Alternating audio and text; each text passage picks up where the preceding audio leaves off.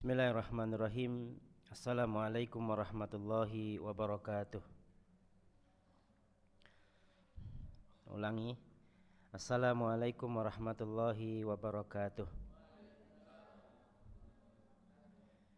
Alhamdulillahi rabbil alamin. Wabihi nasta'inuhu ala umuri dunya waddin.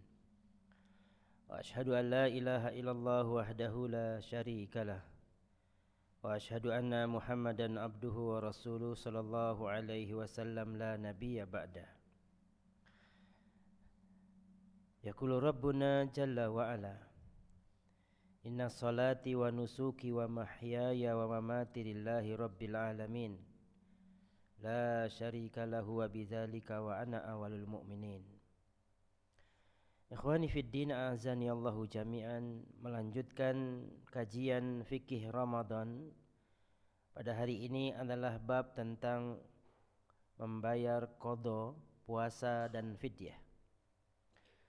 Telah berurutan disampaikan di hari-hari terdahulu tentang bagaimana berdoa, bagaimana istighfar, bagaimana salat, bagaimana salat Idul Fitri dan keluarnya manusia ke tanah lapang. Pada hari ini memasuki qada, puasa dan fidyah. Faman kana minkum maridun aw ala safarin faidatu min ayyamin ukhar. Barang siapa yang sakit di antara kalian maupun yang sedang melaksanakan safar berpergian, hendaklah mereka mengqada puasa mereka di hari yang lain. Yuridullahu bikumul yusra wala yuridu bikumul usra. Allah menghendaki kemudahan atas kalian dan Allah tidak menghendaki kesulitan bagi kalian. Yang pertama, orang yang wajib mengqada puasanya adalah orang yang dikenakan qada puasa adalah orang yang sakit dan sakitnya memberatkannya untuk puasa, wanita hamil dan menyusui apabila berat untuk berpuasa, seorang musafir, juga wanita yang mendapati haid dan nifas. Bagi yang disebutkan ini, mereka harus mengqada puasa mereka. Baik. Mengqada puasa boleh dilakukan di bulan setelah bulan Ramadan. Nah, semangat Mas Kiri. Artinya qada puasa boleh dilakukan setelah bulan Ramadan. Boleh dilakukan langsung di bulan Syawal, tapi boleh juga dilakukan setelah bulan Syawal sampai sebelum datangnya Ramadan yang akan datang. Sama dengan 11 bulan waktunya. Nah, barakallahu fikum. Ini waktunya. Waktu lamanya mengqada adalah 11 bulan. Adapun firman Allah Ta'ala yang disampaikan di sini, nah barakallahu fikum, dalam surat Al-Mu'minun ayat 61, ulaika yusari'una fil khairat wa hum laha sabiqun. Mereka itu bersegera untuk mendapatkan kebaikan-kebaikan dan merekalah orang-orang yang segera memperolehnya. Surat Al-Mu'minun 61.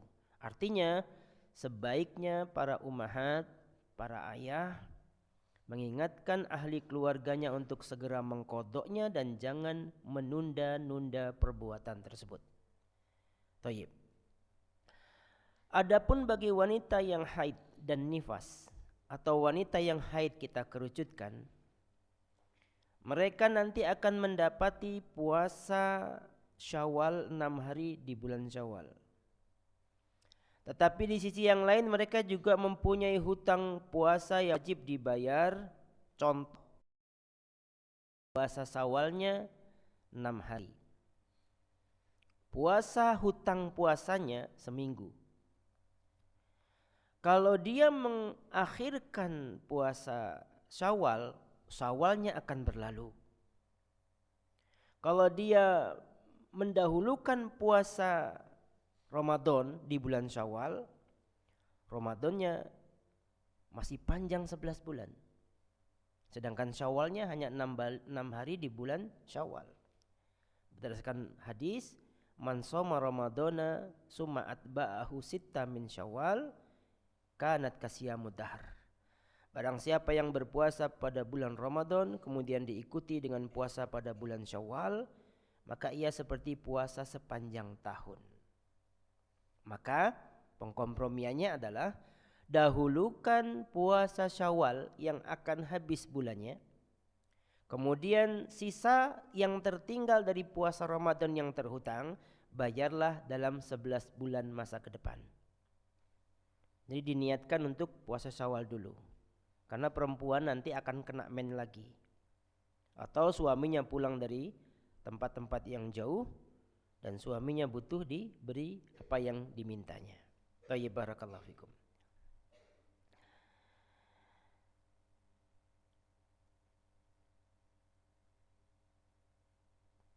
Puasa qadha, yaitu hutang puasa di bulan Ramadan, tidak wajib dilakukan secara berurutan. Sebagaimana hadis Nabi, sebagaimana firman Allah adalah fa'iddatu min ayamin ukhor. Di sini artinya mereka wajib baginya berpuasa sebanyak hari yang ditinggalkan itu pada hari-hari yang lain. Al-Baqarah. Ibnu Abbas radhiyallahu anhuma mengatakan tidak mengapa jika dalam mengkodok puasa tidak berurutan. Jadi mengkodok puasa boleh tidak berurutan. Sebagaimana puasa Syawal juga boleh tidak berurutan. Bedanya kalau Syawal dilakukan hanya di bulan Syawal yang pendek, sedang Ramadan masih panjang yaitu 11 bulan. Kapan boleh dimulai Syawal? Syawal sudah boleh dimulai pada hari kedua di bulan Syawal. Jadi ketika hari kedua Idul Fitri sudah boleh puasa Syawal.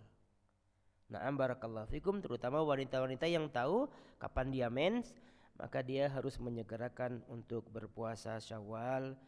Na'am barakallahu fikum. Sekarang orang yang meninggal dunia mempunyai hutang puasa wajib. Na'am barakallahu fikum. Seorang ayah meninggal dunia meninggalkan hutang puasa wajib. Siapakah yang harus melunasinya? Rasulullah sallallahu alaihi wasallam bersabda, man mata, barang siapa yang mati, wa alaihi siyamu, dan atasnya hutang puasa, soma alaihi waliyuhu, maka hendaknya walinya memberikan puasa untuknya. Wali di sini para ulama menulis bahwa yang disebut wali atau ahlinya di sini adalah ahli waris, yaitu anak-anak mereka. Yang disebut waliyuhu adalah kerabat menurut Imam An-Nawawi. Ulama lain berpendapat bahwa yang dimaksud adalah ahli waris. Namun hukum membayar puasa di sini bagi ahli waris tidak wajib melainkan hanya sunnah. Kesimpulannya adalah kalau seorang ayah meninggal dunia mempunyai 9 puasa Ramadan yang berhutang karena sakit. Sekarang sedang diimpus misalnya kan. Meninggal dunia pada 1 Syawal nanti, dia punya 9 hutang Ramadan. Hendaklah anaknya tersebut menggantikan puasa ayahnya. Kalau anak tersebut 5 atau 9, kalau mereka sepakat saya satu, selesai. Tapi kalau anaknya semua enggak ada yang mau mempuasakan puasa ayahnya dan hanya 1 yang mau, maka dia harus mengambil 9-nya sendirian. Puasa ayah tadi.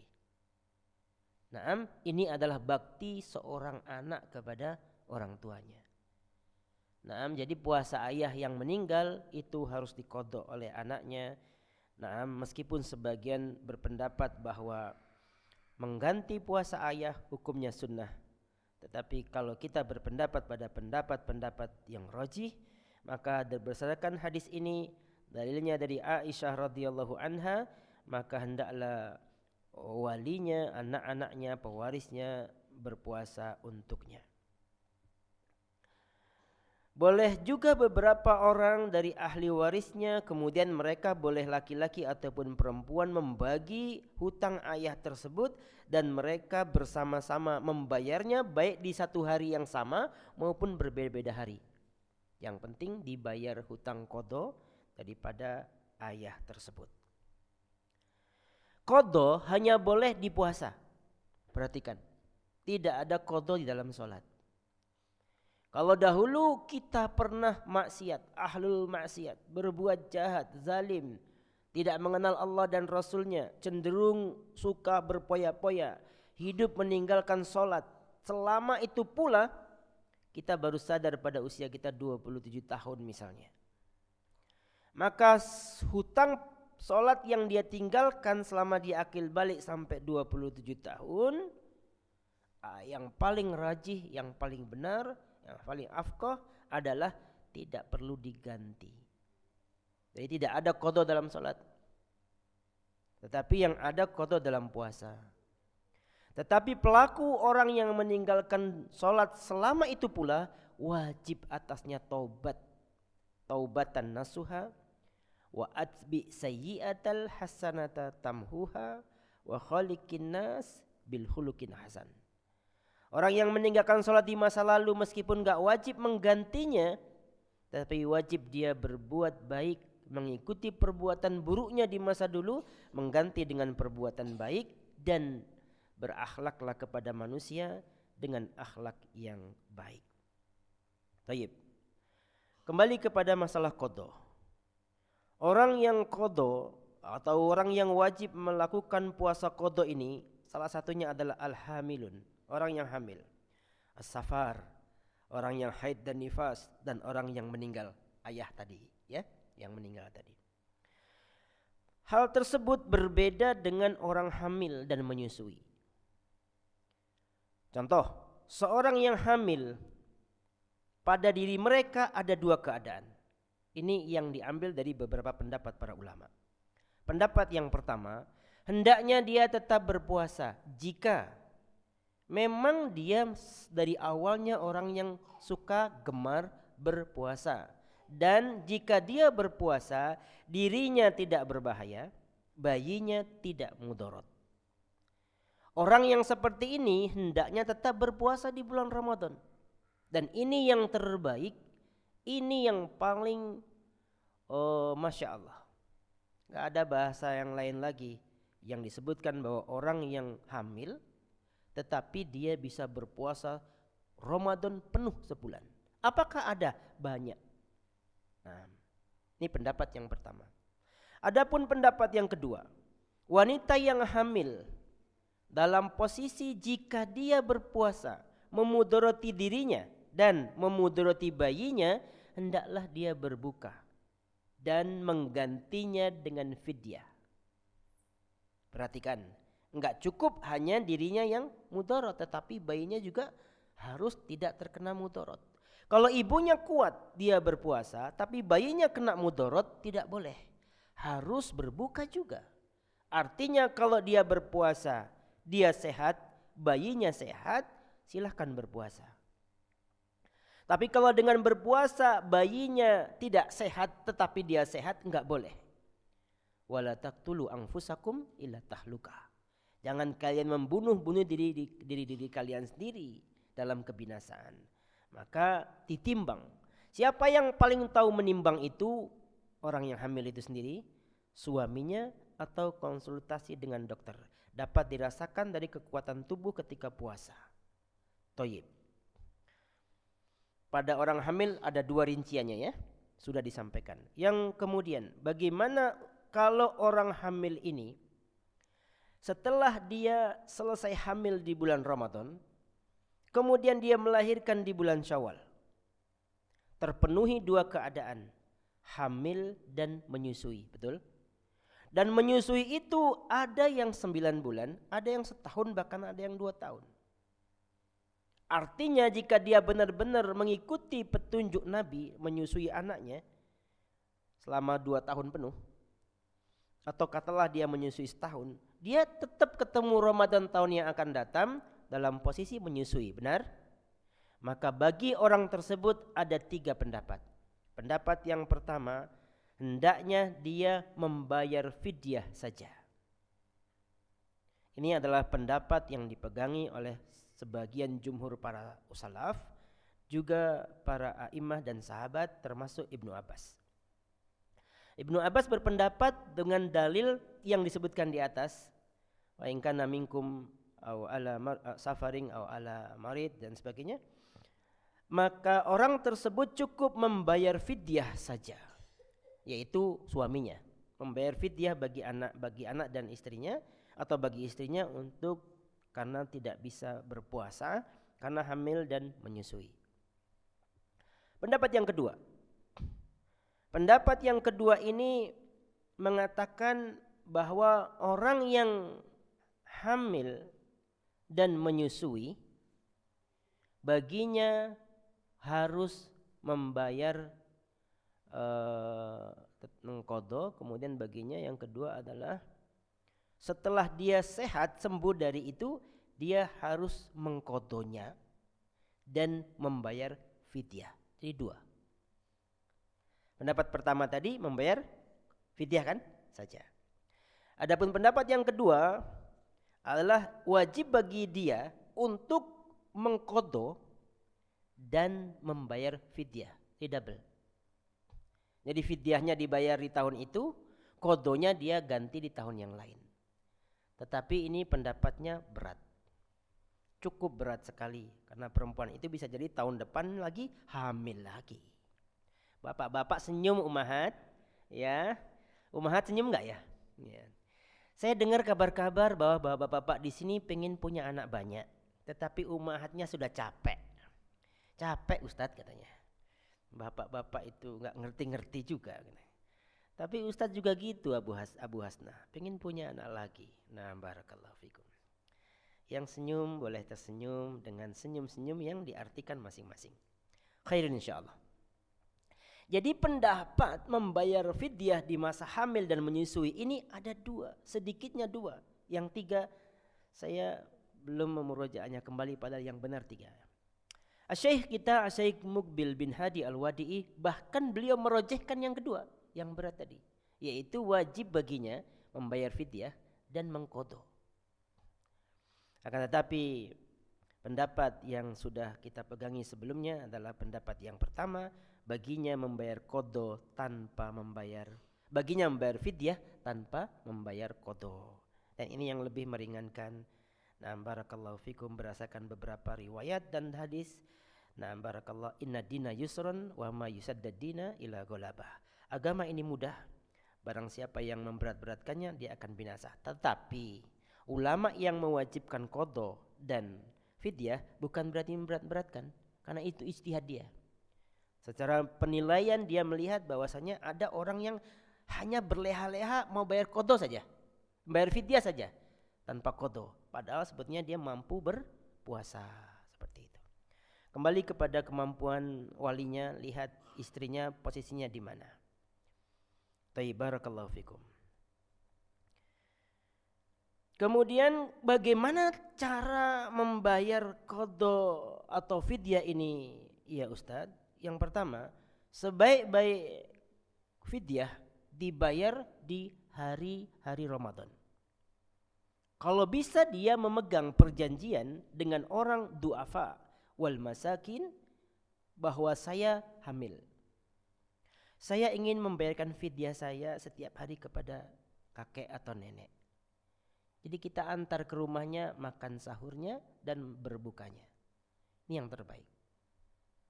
Yang kedua, kalau kita nggak mampu seperti itu karena mungkin istri kita juga hamil, maka berikanlah makan kepada 30 orang fakir miskin dalam satu kali waktu. Apakah boleh 60 orang Ustaz? Boleh. Nah, barakallahu fikum. Jadi istimbatnya begitu, dalam satu kali waktu. Yang ketiga, bagaimana kalau kami mengganti dengan bentuk lain seperti beras atau uang? Maka berikan yang seperti ini kepada amil. Kalau tadi kan langsung ke orang-orangnya. Kalau seperti yang ketiga ini, berikan kepada amil dengan niat ini bayar fidyah saya atau fidyah istri saya sebab beliau tidak bisa berpuasa karena hamil, atau ibu saya karena udah tua tidak bisa berpuasa karena uzur dan lain-lain semisal dengan itu. Taib. Cara menunaikan fidyah tersebut adalah, na'am barakallahu fikum, sebagai berikut. 1. Ukuran fidyah adalah dilihat dari uruf kebiasaan yang layak di masyarakat setempat. Selama dianggap memberi makanan kepada orang miskin, maka itu dikatakan sah. Jadi hukumnya dikembalikan kepada kebiasaan warga masyarakat di situ. Karena mohon maaf, ada suatu masyarakat yang mohon maaf sekali nih ya, memang miskin, dipandang dari kacamata syariat dari orang berilmu yang mengetahuinya. Tapi ketika diberi zakat fitrah, dia menolak, marah, mencak-mencak, ngajak berantem. Pagi-pagi subuh itu ngajak berantem. Kau menghina kau sama aku ya kau, kurang ajar kau ya. Miskin-miskin gini nggak nerima zakat fitrah, gitu. Sering itu panitia digitukan tuh. Nah, maka kembali kepada uruf kebiasaan, baik jumlahnya maupun caranya memberi. Makanya lebih baik kalau kita nggak ada komunikasi ke warga, jangan bayarnya kepada orang per orang, tapi berikanlah kepada amil. Selesai. Kalau kita berikan kepada amil, amil akan mikir sendiri bagaimana pemberiannya. Taib. Yang kedua, fidyah harus dengan makanan. Tidak boleh diganti uang, karena inilah perintah yang dimaksud dalam ayat 14. Yang saya maksud tadi, fidyah hukumnya harus makanan. Dalam bentuk makanan dimakan manusia. Bolehkah uang? Boleh, sesuai dengan keadaan suatu kaum seperti yang disebutkan dalam zakat fitr. Hukum uang kan tidak boleh. Tidak, takut kita tidak diterima. Tapi ada yang menjadi boleh jika orang tersebut terisolir dari kemampuan mendatangkan beras, atau tidak mampu pada hari H untuk mendatangkan beras, karena sesuatu yang memang tidak dapat dilakukan karena ketidakmampuan, maka hal tersebut diperbolehkan dengan menggunakan uang. Dan ini darurat yang sedikit sekali ditempuhi. Kebanyakan orang langsung uang saja, nah itu enggak boleh, namanya memudahkan. Baik. Yang ketiga, 1 hari tidak puasa berarti memberi makan 1 orang miskin. Jadi kalau ternyata kita 7 hari, Abu Fauzan 7 hari, istrinya 2, 3. Abu Fauzan 1 ya, alhamdulillah 1.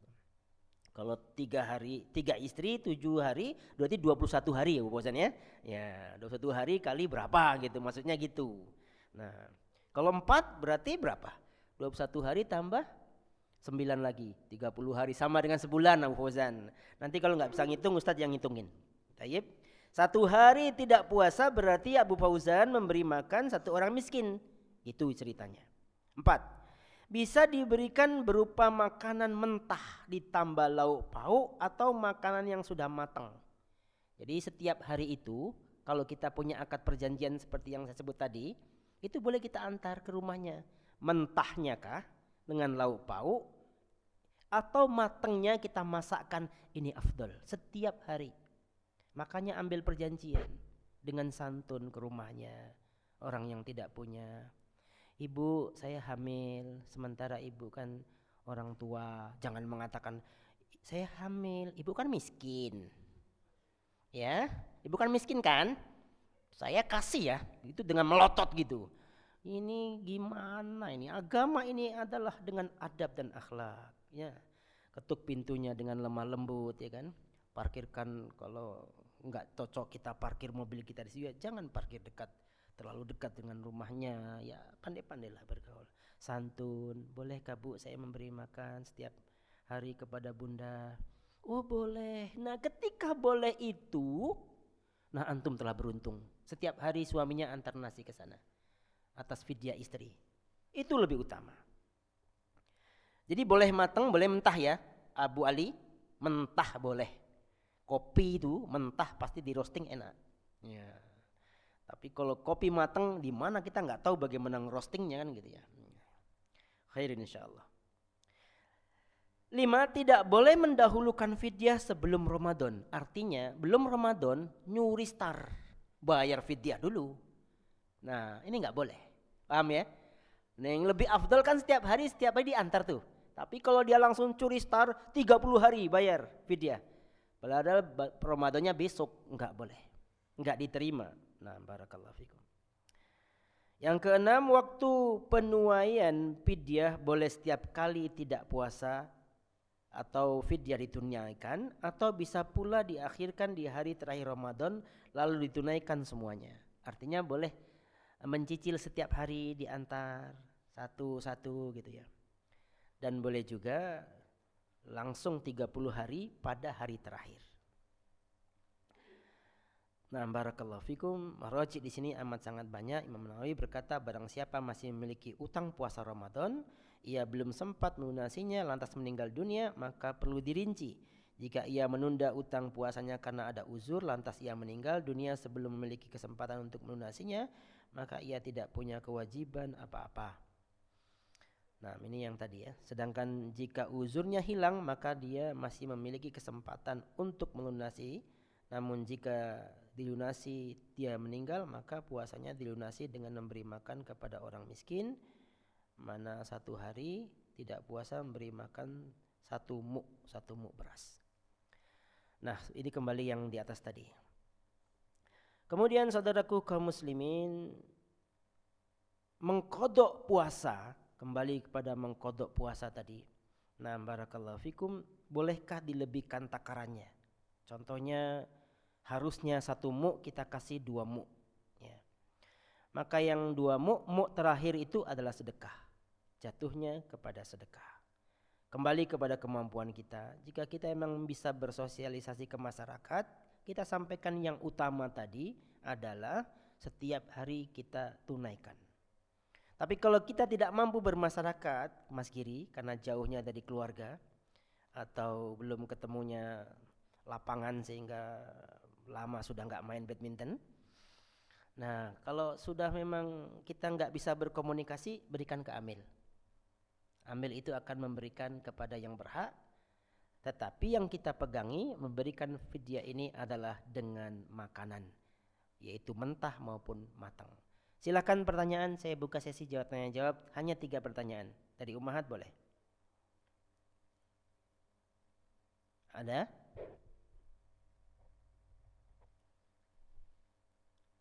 Kalau tidak ada, Ustaz tutup. Fa insyaallah ta'ala besok kita lanjutkan kembali.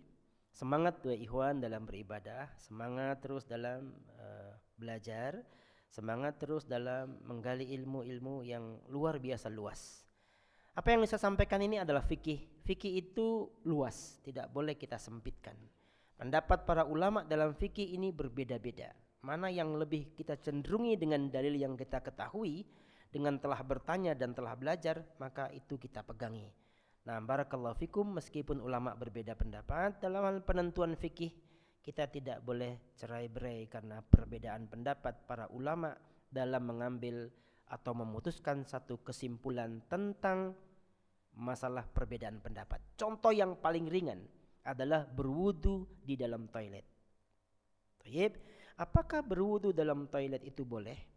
Nah, barakallahu fikum. Sepakat para ulama Imam Syafi'i dan Asy-Syafi'iyah berwudu di dalam toilet, mereka mengatakan tidak boleh. Sebab mereka khawatir kita berdoa di dalam toilet. Doa wudu, ya kan? Bismillah kan? Sementara kan di toilet enggak boleh disebut nama Allah. Sementara ulama-ulama yang lain membolehkan berwudu di dalam toilet yang ada jambannya dengan syarat doanya, bismillahnya di dalam hati, enggak dijaharkan. Ya, itulah ilmu. Contohnya seperti itu, dan itu adalah namanya karunia Allah Subhanahu Wa Taala. Ulama-ulama kita telah bersungguh-sungguh memberikan jalan keluar bagi kita, dan kita harus menjadi orang yang bersemangat kepada ilmu dan kepada agama kita. Semoga Allah Subhanahu Wa Taala mengampuni kita, menjadikan malam ini menjadi malam yang barokah, yang tidak kita lupakan sepanjang hayat kita. Na'am, barakallahu fikum. Sebagaimana hadis Nabi SAW dari Aisyah, ya Rasulullah, jika aku mendapati malam itu Lailatul Qadar, apa yang harus aku lakukan untuk berdoa? Maka Rasulullah SAW membimbing, Allahumma innaka afuun tuhibbul afwa fa'fu anni. Allahumma innaka afuun tuhibbul afwa fa'fu anni. Maka ummahat jangan lupa membaca doa ini terutama di sela-sela salat malam dan lain sebagainya. Allahumma bika asbahna wa bika amsayna wa bika nahya wa bika namutu wa ilaikan nusur.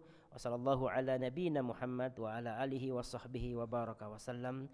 Wa akhiru da'wana anil hamdulillahi rabbil alamin. Assalamualaikum